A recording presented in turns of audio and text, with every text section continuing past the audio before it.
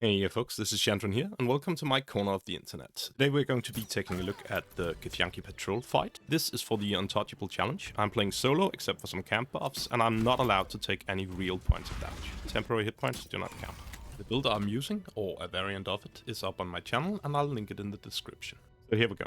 I move down to get into position, find a healing potion, and drop it in order to do the potion trick in a second. Aloof Shriek to have it available before combat for better resource management. And then I think I move up a little bit in order to try and see if I can get advantage, but that's not gonna work. So we just shoot with the 95% chance, it's fine. Surprise, and the next thing we do is we move down towards them. The idea is that I want to get them in street range and explode them with a bomb. So dash for a little extra damage from lightning charges, and because I want to be able to get away afterwards. A little bit of manipulation to get the bomb in the correct spot so I can hit all 4 of them. And Halo of Spores is used to break the bomb. And what the fuck just happened there? Okay, so let's take a look at that again. I use the Halo of Spores on the bomb, and everyone gets exploded 3 times by the bomb. It seems to be twice from the Halo of Spores dice, and once more for the lightning charges. That's what I found out after testing, at least. Just finish off the fight here. And, well, there you have it. Thank you for joining, if you have been. Okay, no, of course not. We can't very well let this happen. We've been looking forward to the Githyanki fight for a while, or I have, and this is cheating. Being and simple, that's not how it's supposed to work in honor mode. So I did something I really don't like doing. I crashed the game, and I went back to the drawing board for a better plan. That did not involve me exploding them with a bomb. Okay, so here we go for real. I've placed some throwing weapons up there as ammunition for my Mage Hand. I'm gonna use a Mage Hand for this fight. Move down, the hiding doesn't matter. Place the healing potion as usual, so it's ready for the healing trick. And before we actually go this time, I'm gonna start by Enhanced Leap and Featherfall. Not because I necessarily need to use them, but because they're quite nice to have on this map.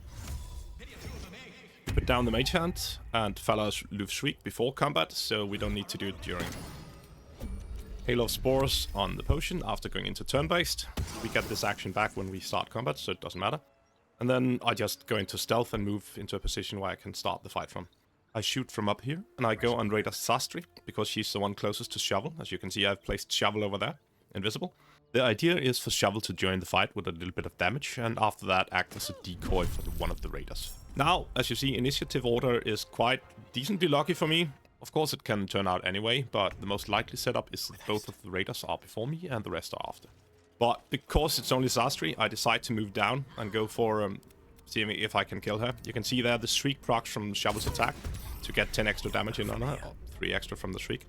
And then it should be possible to kill her with this shot, even without the fire arrow effect. But I'm still gonna go for it, just because it might put a little bit of extra damage on the other guys. And it is a better chance of killing her, of course. So good chance to kill her here. Otherwise she might get a shot or 2 in on me, which is not the worst. I do have Shield spell as a reaction, so she basically has to roll a 20 in order to do any sort of damage. Down she goes. So I got my extra action from Bloodlust here, and I'm considering using it to dash away now. But because I'm gonna get my next action regardless, now that none of them are before me in initiative order anymore, I'm just gonna start off with the Spike Growth instead for this turn, so I have the dash for the round that I actually want to be moving away from them. That should mean that I could get in like 1 more shot or 2 while I still have the Shriek effect on them. As you can see, I consider putting down a potion for Bless, but I don't really need it until next turn anyways, and a 40% chance of some little bit of damage plus Shriek is quite decent here. They're all surprised, and the Mage Hand can fly up and start throwing on them. So the interesting part with the Spike Growth here is both that it sort of forces them into using their Misty Step, Astral Step, whatever they have, and also that if you hit and you get knocked, you could... no, it wasn't him that got knocked back there. It's a little random what exactly happens. If he gets knocked back, he's also going to take damage from the Spike Growth, from the like extra knockback effect of these throwing weapons. So that's the idea of it. I think we're gonna see that later in the fight.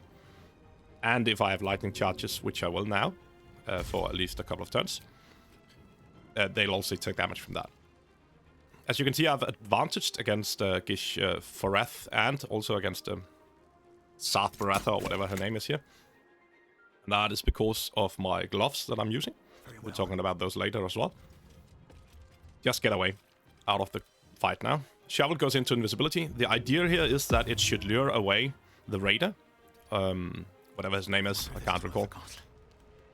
And he should go and kill it while the other guys go for me. Just break the potion here. What I should have done was do it a little bit away from me there so I could walk into it next turn. Githyanki does more or less what he's supposed to. I don't know why he didn't just teleport away. But the raider does something weird. Teleports to this other guy instead. And it's Sasparatha that goes for a shovel here, trying to find him. Which is not what I had intended, but we can work with that. So we have two pretty low-ish Githyanki out there that we can start throwing at. I think you are going to see the thing I was talking about with the spike growth here. Throwing weapons sort of have three different hit-miss conditions. They can hit-miss usually, they can crush, and they can knock back people. And if they do the knockback part into the spike growth, it's gonna trigger the spike growth. If you look at the combat log, you can see the actual attack missed, but he still took damage both from the crushing and from the knockback into the spike growth. So, Shovel is playing around over here. I wanted to play around with the Raider, but it's Sasparatha instead. So now I'm worried that she will go invisible. We don't want her to do that if we can avoid it. It's very annoying. So I go out of invisibility to get a new stealth marker. And then I go back into invisibility. I'm contemplating moving a bit beforehand, because I don't care too much about Shovel at this point.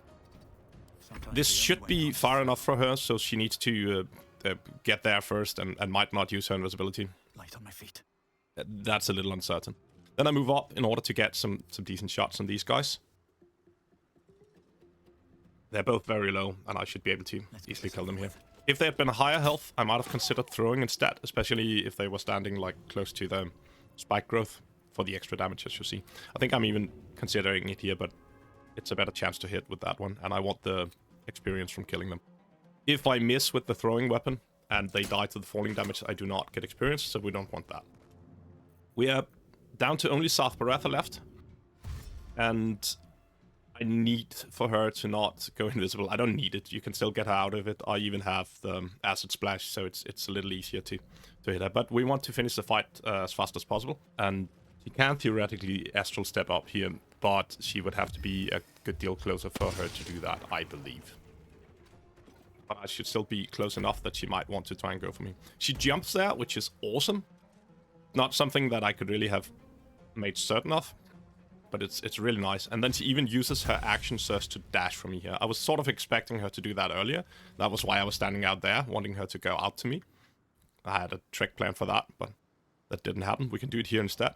As you see, I move the Mage Hand down. I take the attack. This is only 30% chance of hitting, but I'm lucky and it does. If it didn't, I could still provoke the attack of opportunity from her. Making her use her attack of opportunity would deny her a reaction, which she would use for the parry when I shoot her in a second. I would lose the Mage Hand, most likely, but it doesn't really matter that much at this point. This is just to check that she has actually lost it, that I move Shovel into melee there and check when she can move out. It's a bit dumb, because I could see on her that he didn't have the ready to parry anymore, but I forgot to check that. So, we break the potion here, I think, to get the bless for extra chance to hit. And then we're just gonna shoot her. He doesn't have the parry anymore after using it on the Mage Hand. I had sort of thought that it would lose me the Mage Hand there, but lucky and it didn't. No choice but to keep going. Just get in some damage on her. And get away so she can't easily teleport to me. I would have liked to be able to get to a better position here, because I don't think this is perfect. Have to keep going. Should be okay-ish. The problem here, which is the annoying part, is that she actually gets to kill both of them. Luckily, as well, I guess, she uses her bonus action before her actual attack there. That means that she can't teleport afterwards, which she might have been able to otherwise. I don't know exactly why. And we should be able to shoot her now. She has her ready to parry thing, so we're gonna use a special arrow. And that's because of a certain interaction with those. Her ready to parry takes away 10 points of damage from the first piece of damage that hits. And with these special arrows, that's quite often the extra damage instead. So if she fails to save, she will parry the acid damage and still get hit by the actual attack. Otherwise, I would probably start with the offhand attack just because it's a little weaker to get in a little more damage. This is once again a mistake. I should have put this a bit away from me so that it was ready for me to run through instead next turn. I break it on me this time. It's a little wasteful in healing potions, but those are not expensive. Second win from down there, and she should dash to go around for the other direction to get to me. And we might be able to finish her off at this point. Once again, a special arrow as a starter, just to see if we can get lucky. And I think we do. I can't recall exactly. You see the ready to parry goes away, and she still takes some damage there. And then the other shot, and she's just not dead. I could have used the speed potion here with the halo. It was actually my intention to do so earlier in the fight, but at this point I think I got a little greedy and decided that I could do the fight without one. Her chance of hitting me here is very low. I have the shield reaction available in case she rolls high enough, so only 20s basically, maybe a 19. Might still have been too risky, to be honest. I'm just lucky that she didn't. So, potion trick once again, just to up my chance of hitting. What we do now is move away to provoke the attack opportunity. We want to make sure that we kill her, and the chances are too low, but just attacking immediately there. Don't want to give her another double attack on me. I dash to get the advantage effect from lightning charges. That was also what I thought I had that before, and I probably should have gotten that before instead. And I still miss her anyways. So, get away. The dash means that even if we didn't kill her there, we have the chance to move away. She gets up to me and can't reach melee, so a throw is a lot better than double attack by the greatsword. And now there's a chance we showed her. I don't move up to higher ground because I want the option to run away once again. And this time I luckily make the shot. Could also have used a special arrow there, but hey. So let me just end by showing you my gear. I'm just going to start by mouse overing everything so you can see exactly what I have. And then after that, I'm gonna throw in a few words about the important pieces. Broodmother's Revenge and Whispering Promise here are my on-heal package for Dipped in Poison and Bless when I break the healing potions. We have Fala Aloof for the Shriek effect before combat. Sparkle Hands allows me advantage on the two guy skulls in metal armor, which is quite nice. And then we have the Speedy Light Feet to actually get the lightning charges. We could throw and get them instead, but we need to hit, so it's not too good. Haste Helm starts me off with a little extra movement, which is also quite nice. That's it for this fight. Thank you for joining, if you have been. I've been Chandler, and you've most definitely been awesome. Don't forget to do the YouTube stuff, and bye-bye.